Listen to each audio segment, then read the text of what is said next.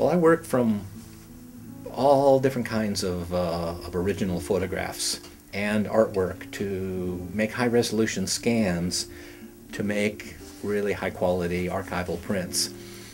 So a lot of times I'm faced with starting with pretty small and sometimes damaged snapshots that weren't necessarily well exposed, and so the first thing I have to do is to get a high-quality scan.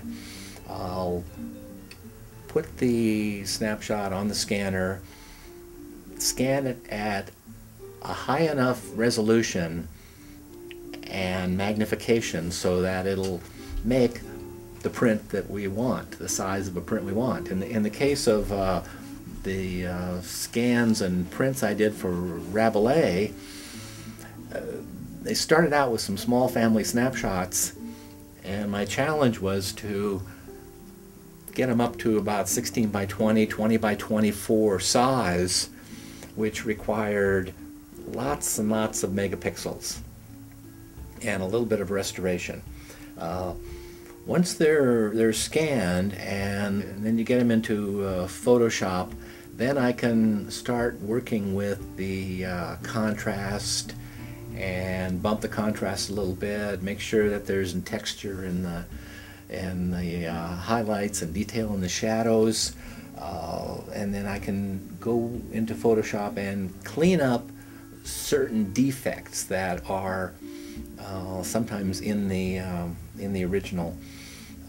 Sometimes there's a tear or spots that can be taken out and intensified, and then when I'm satisfied with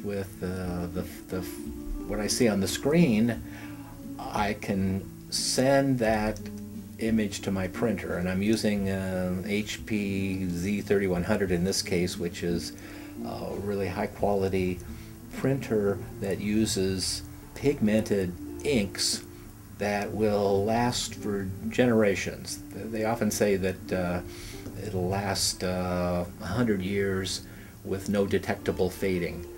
It's not like in 100 years it's gone away. It's in 100 years you hold up the original to the copy and you've noticed a little bit of fading. So I want to be making heirloom photographs for families and my clients that are long-lasting.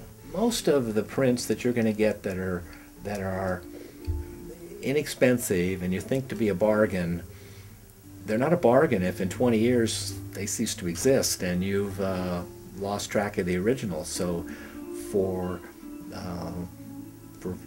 historical purposes, and you're almost creating an heirloom for future generations, it's not wouldn't be good to skimp on quality to try to save a few dollars.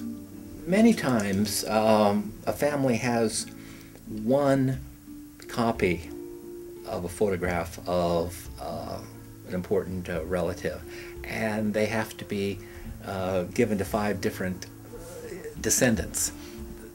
The original is often sensitive to light and should, if that's going to be displayed, it should be protected with ultraviolet filtering glass. But in many cases I recommend that we scan the original and put it away in the dark, conserve it, and display copies, display the high quality copies. The final result of the Lehman era building snapshot, and to get the details I was looking for in this, I'm having to hold this snapshot about this close, and then with my bifocals I can see it. But with this one, the viewing distance can be across the room, and you get a good representation of the image.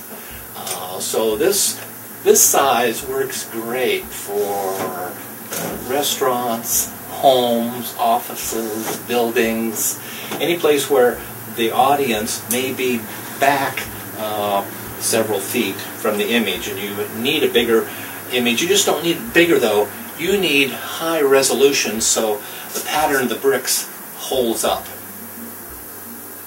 Now for future prints, I would be putting a slight sepia tinge on this just to keep it more authentic and more like the original. I'm a photographer. I now print digitally. I print my own work. I try to make my own photographs the highest quality I can, and I apply those same standards to any photographs that are brought to me to print from my clients.